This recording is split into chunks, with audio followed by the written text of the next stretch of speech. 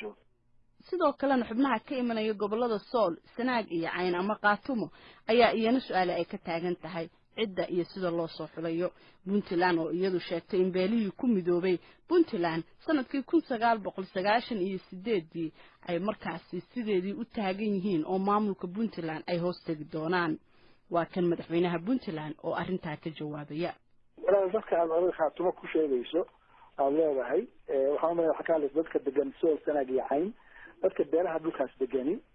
98 waxay ka mid ahayn beelihii ugu muhiimsanaa oo Puntland wax ka dhistay wax ku leh baarlamaanka Puntland ku jira qodobada xildhibaan baa ka mid ah madaxweyne ku-xigeen baa jooga wasiiraa jooga madax kale oo dhan baa joogta marka annagu waxaan aaminsanahay dadkaas inay yihiin dadka Puntland ah Puntland wax ka dhistay dastuurkeeda wax ka saxiixay oo yani ka mid ah dadkii u odeeyay kana qayb galay jiritaanka Puntland ee aasaaskii Puntland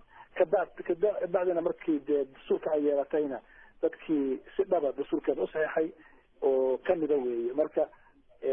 Puntland bay ka imaanayaan ismada Puntland beelahaas ayaana soo xulay xildhibaan